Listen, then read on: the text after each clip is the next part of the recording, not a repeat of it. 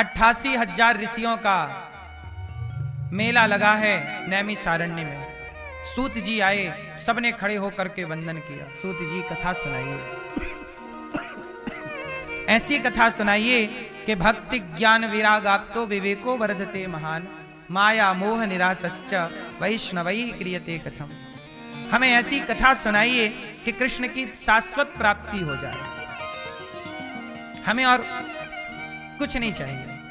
अच्छा, कृष्ण की शाश्वत प्राप्ति क्या है? शाश्वत प्राप्ति क्या है? सब में, फर्स्ट में मैंने बोला, सब में ईश्वर को देखना, सब में अपने कृष्ण को देखना, यही कृष्ण की वास्तविक प्राप्ति है। एक बार क्या हुआ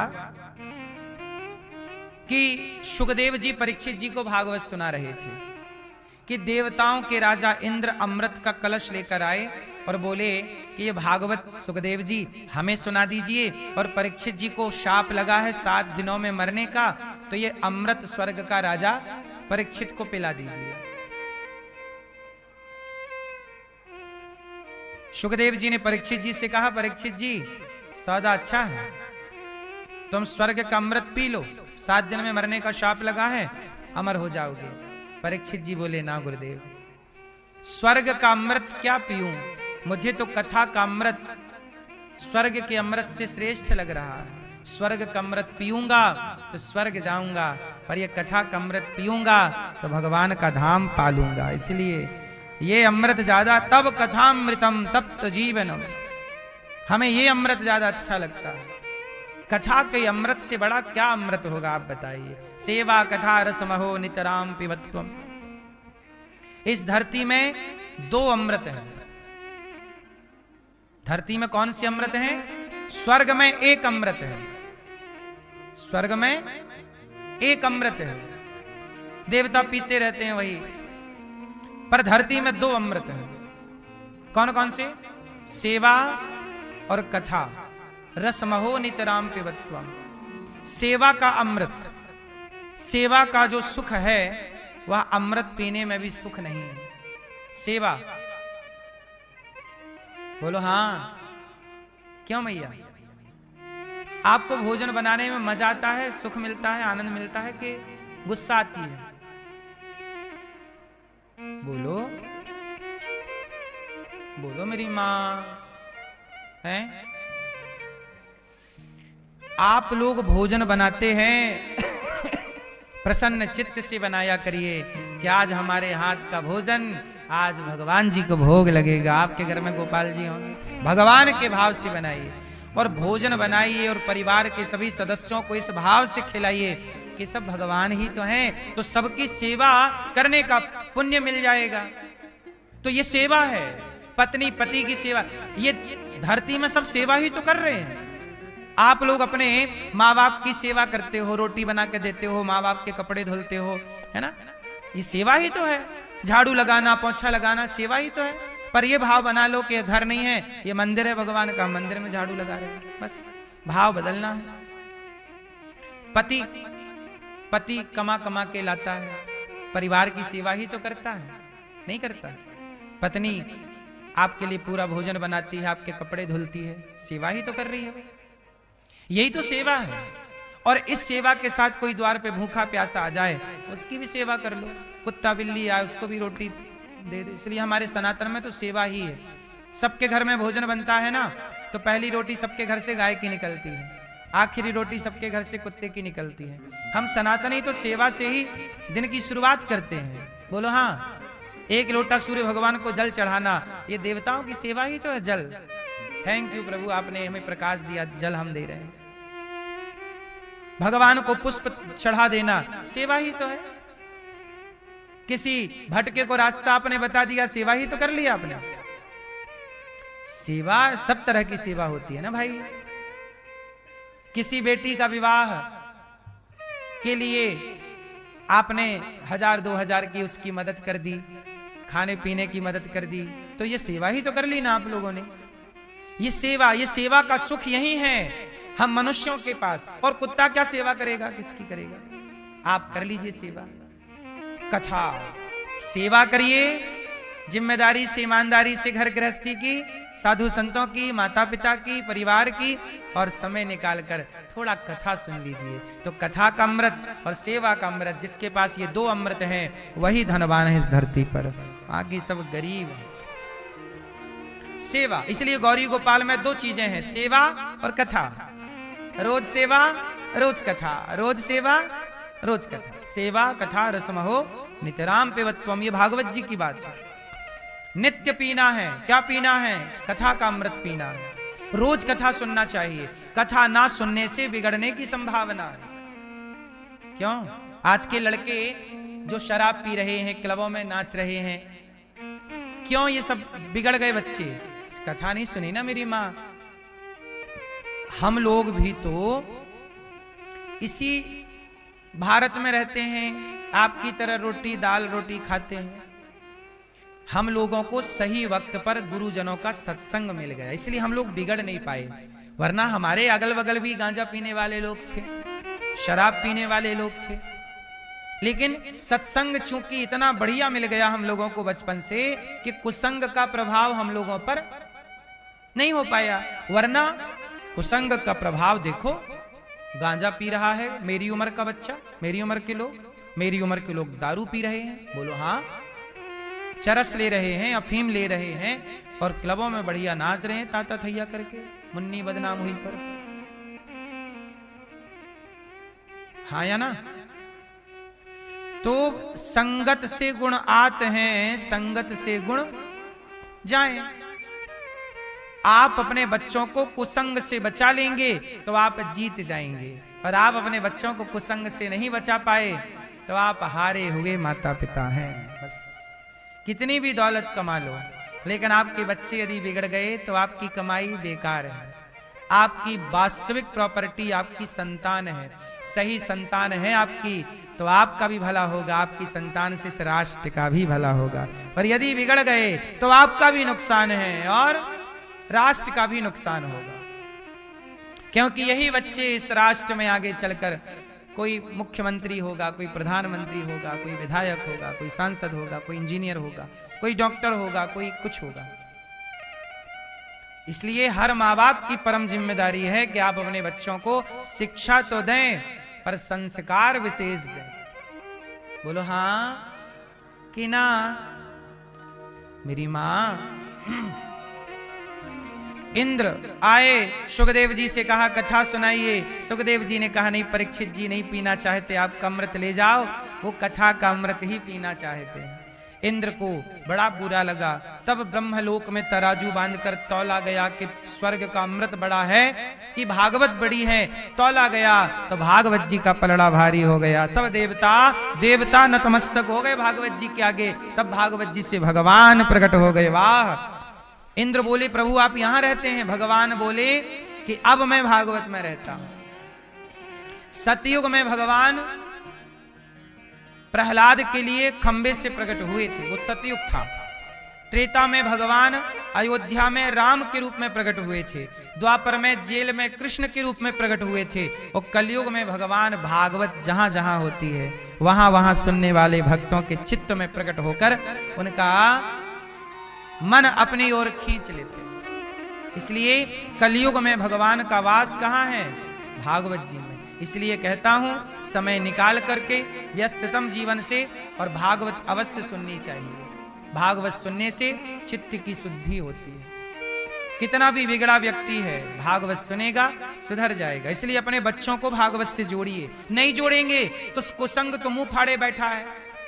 आपकी तनक नजर हटी तो बच्चा बस बीड़ी पीने लग जाएगा, सिगरेट पीने लग जाएगा, इलू इलू में उलझ जाएगा।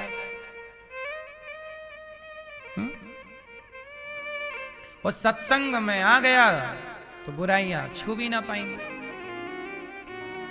इसलिए सत्संग समय पे, भजन कब कर लेना चाहिए? जवानी के बुढ़ापा।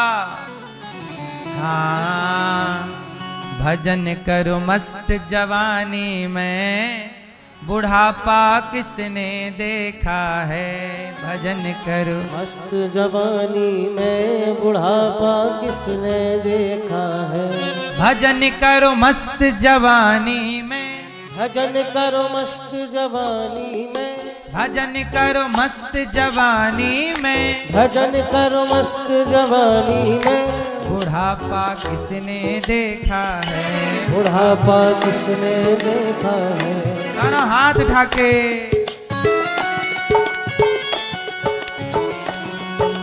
जय हो।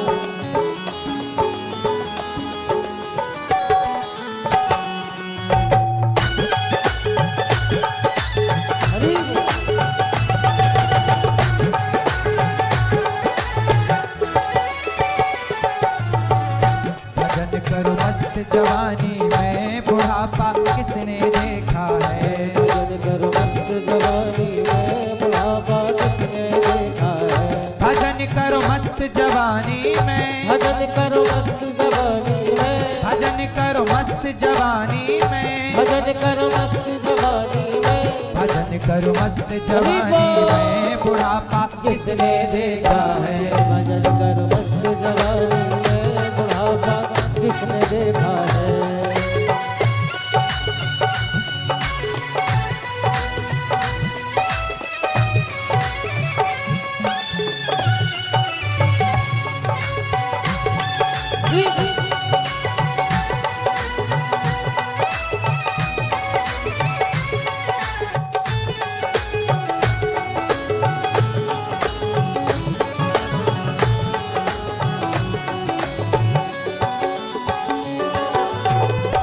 आँख से देख न पाओगे, आँख से देख न पाओगे। बुढ़ापे में समस्याएं कितनी हैं, आँख से देख न पाओगे, आँख से देख न पाओगे। आँख से देख न पाओगे, आँख से देख न पाओगे। कान से सुन नहीं पाओगे, कान से सुन नहीं पाओगे। पाँव से चल नहीं पाओगे, पाँव से चल नहीं पाओगे। कथा तक पहुँच न पाओगे, कथा तक पहुँच न पाओगे। कथा सुनो मस्त जवानी में, बुढ़ापा किसने देखा है। कथा सुनो मस्त जवानी में, बुढ़ापा किसने देखा है। भजन करो मस्त जवानी में, बुढ़ापा किसने देखा है। भजन करो मस्त जवानी में, बुढ़ापा किसने देखा है।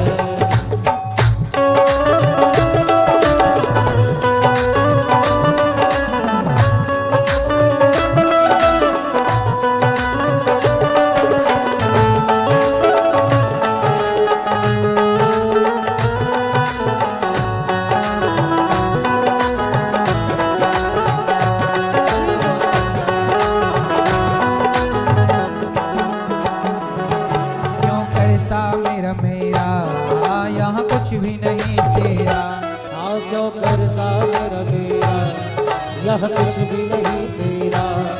एक दिन होगा भैया तेरा मरघट में डेरा।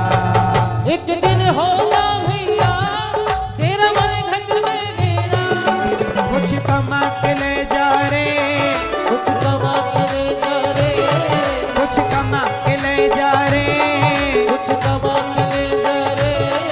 ऐसी जिंदगानी में तू डूब के मर जा रे, चुल्लू भर पानी में। तू डूब के मर जा रे, चुल्लू भर पानी में।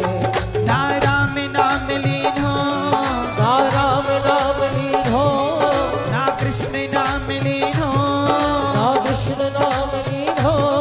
खून भरी जवानी में तू डूब के मर जा रे, चुल्लू भर पानी में। तू डूब के मर जा रे, चुल्लू भर पानी में।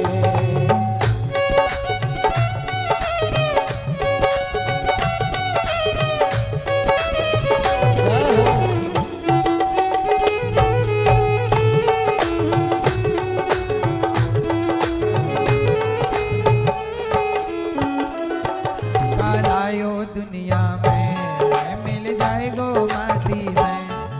कालायो दुनिया में मिल जाए गो माटी में। एक दिन काया कालायो दुनिया में, क्या लाए? मिल जाए गो माटी में। एक दिन काया मेरी कस जाएगी काठी में। एक दिन काया मेरी कस जाएगी काठी में। पानी को बबूला है, पानी को बबूला है, पानी पानी पानी को बबूला है, पानी को बबूला है, मिल जाएगो पानी में। मैया भजन कर लो, नहीं तो दो डूब के मर जा रे चुल्लू भर पानी में। तू डूब के मर जा रे चुल्लू भर पानी में। ना राम नाम लीनो, ना राम नाम लीनो, ना कृष्ण नाम लीनो, ना कृष्ण नाम लीनो, तूने भरी जवानी में। तू डूब के मर जा रे चुल्लू भर पानी में।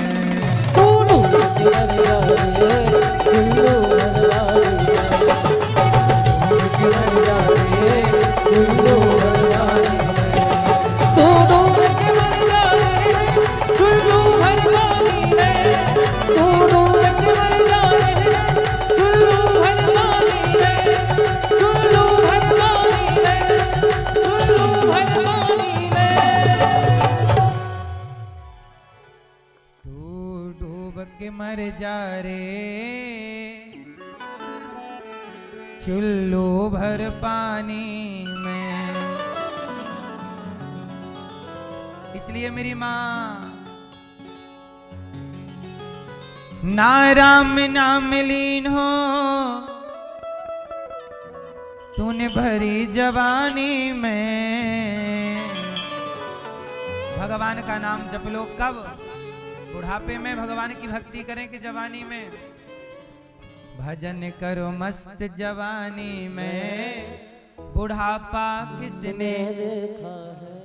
आएगा बुढ़ापा, इसकी भी तो गारंटी नहीं है। इसलिए भजन कर लो, नहीं तो तू डूब के मर जा रे थोड़े से पानी में। श्री सुखदेव भगवान भागवत परीक्षित जी को सुनाए, उद्धार हुआ। एक बार भागवत जी नारद जी ने भी सुनी। एक बार नारद जी सारे तीर्थों का विचरण करने गए। मैया ओ मेरी माँ बैठ जाओ ना, मेरी माँ बैठ जाओ सब मैया। हैं चुपचाप बैठो सब लोग शांति से। नारद जी सारे तीर्थों का भ्रमण करने के लिए गए।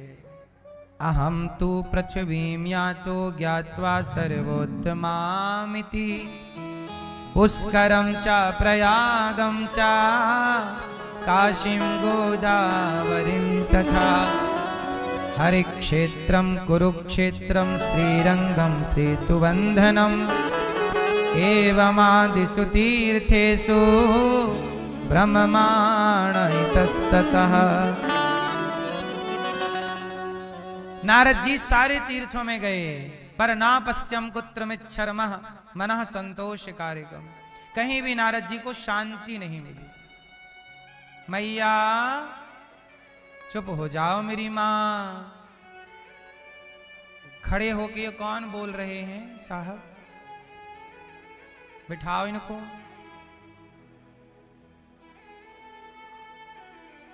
सुनो, चुपचाप रहो मेरी माँ, शोर ना करो।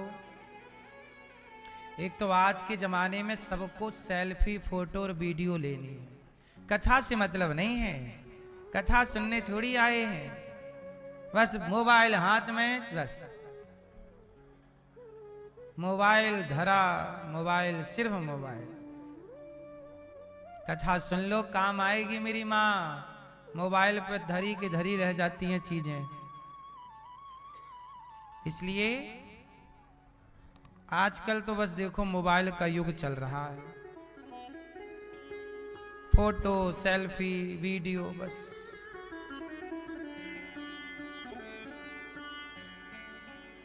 तुम काहे खड़े हो भोचूलाल?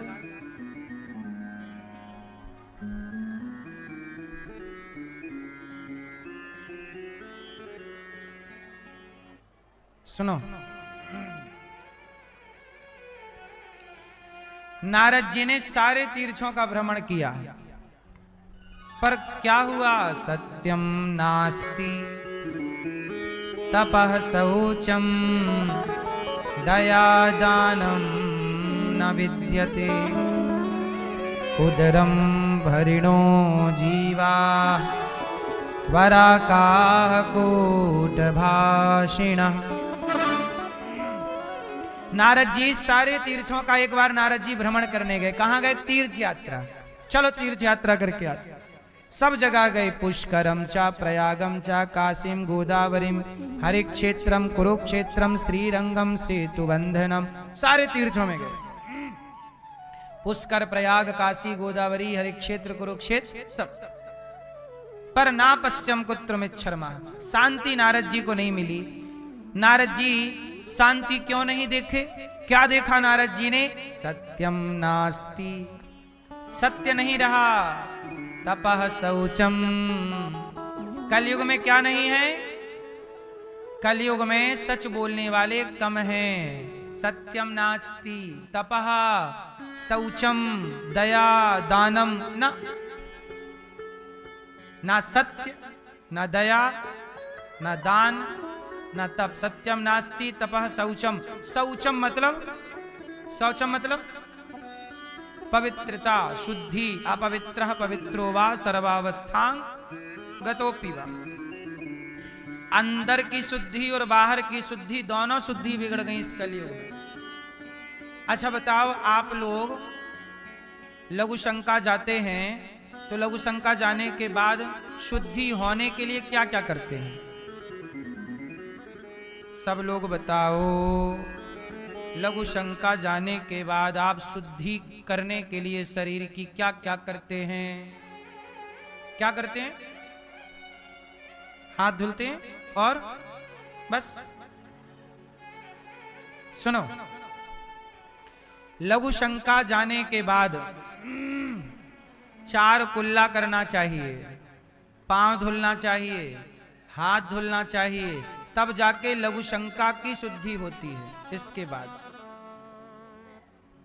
और शौच करने के बाद, शौच करने के बाद जो कपड़े पहनकर शौच करने गए हैं वो कपड़े या तो कम कपड़े पहनकर जाओ, या जो पहनकर गए हैं वो गीले करने चाहिए। और पूरा स्नान कर चुके हो, सर्दियों का मौसम है तो आप आधा स्नान कर सकते हैं, नाभि से अर्ध स्नान, है ना? ये स्नान करिए, अपना यज्ञोपवीत पहने हैं तो उसे गीला करिए, तब जाके आप शौच के बाद शुद्ध होंगे। अब आजकल तो लड़के कुछ लोग 4 दिन नहाते नहीं है, सर्दी बहुत, कल नहाएंगे, कल भी बोले यार बहुत ठंड, कल नहा लेंगे, कल कल करते साहब जनवरी निकल गई, दिसंबर निकल गया, बोले फाइनली सीधा होली में नहा लेंगे, होली होली खेल के। मैया तो आप लोग कभी कभी नहाते हो कि रोज नहाते हो? हैं? 2 दिन में एक बार मैया? है मैया?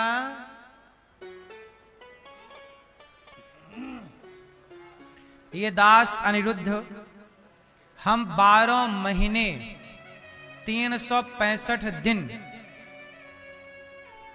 2 बार और दिन में बल्कि 3 बार स्नान करते हैं। शुद्धि जरूरी है। अच्छा, शौच एक बार जाना चाहिए कि 2 बार? है? कितनी बार जाना चाहिए? 1 बार। खाओ आप 2 बार, खाओ 3 बार और टंकी खाली करो 1 बार।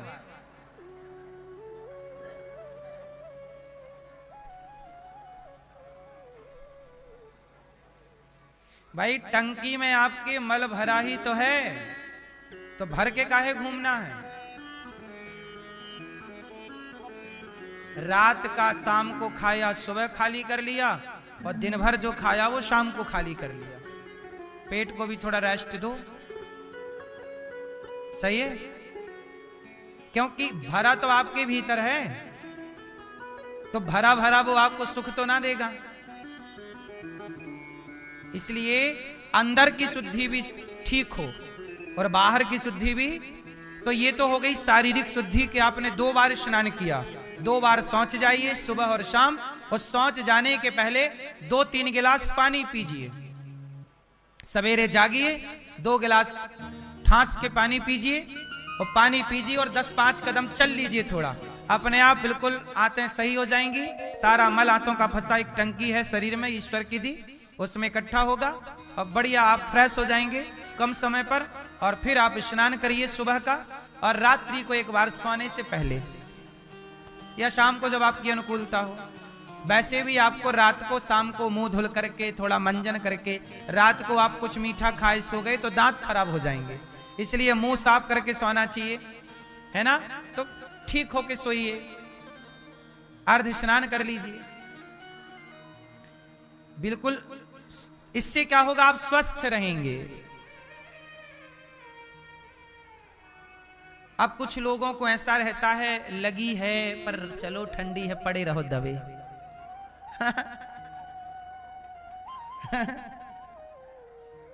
तो क्या करेगी, आपके शरीर में दुर्गंध भर देगी, और वह दुर्गंध आपके विचारों को भी। शरीर की शुद्धि करिए, अंदर बाहर से करिए, और इसके बाद जब शरीर की अंदर बाहर शुद्धि होगी तब अपने विचारों को शुद्ध कीजिए। जो बाहर भीतर से शुद्ध है उसी के विचार शुद्ध हैं, वरना विचारों की शुद्धि नहीं होती। याद रखिएगा, इंसान बड़ा नहीं होता, उसके विचार उसे बड़ा बनाते हैं। स्वामी विवेकानंद जी बड़े किससे हुए, उनके विचारों से। रामकृष्ण परमहंस किससे बड़े हुए, उनके विचारों से।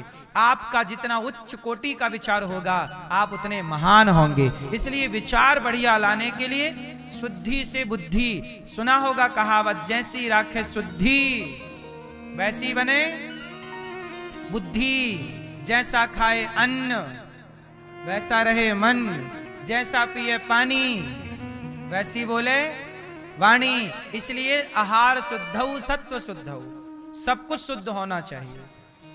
भोजन भी शुद्ध होना चाहिए, भोग लगाकर खाओ। क्या खाओ, बोलो मेरी माँ। भोग लगाने से आहार शुद्ध होता है, स्नान करने से बाहर की शुद्धि है, और जो मलमूत्र का क्रम मैंने बताया वो सब अंदर बाहर की शुद्धि। और यम नियम आसन प्राणायाम प्रत्याहार ध्यान धारणा समाधि अष्टांग योग, निंदा ना करना भी शुद्धि है। अब जैसे आप लोग चलो बाहर से नहाए पर भीतर से किसी के लिए छल भरा है, कपट भरा है, तो आपके शरीर में देखो मलमूत्र होता है, आपके शरीर के भीतर ही तो मलमूत्र होता है। अच्छा बताओ, मलमूत्र अच्छा होता है कि नहीं? पलट के कोई देखता है वापस उसकी तरफ? जितना गंदा मलमूत्र है उससे भी गंदा छल कपट है, और छल कपट भी आपके भीतर है। तो मलमूत्र तो चलो व्यक्ति निकाल लेता है, लेकिन छल कपट ना निकला तो उससे भी ज्यादा गंदगी तो विचारों की हो गई ना आपकी। क्या आपके अंदर किसी के प्रति ईर्ष्या है, किसी के प्रति द्वेष है, किसी के प्रति ये घृणा, ये द्वेष, ये नफरत, क्या उस मल से भी गंदी नहीं है? जवाब दीजिए, क्या इसकी शुद्धि नहीं होनी चाहिए? यदि ये सब है तो क्या ईश्वर के आप सन्मुख जाने के अधिकारी हैं?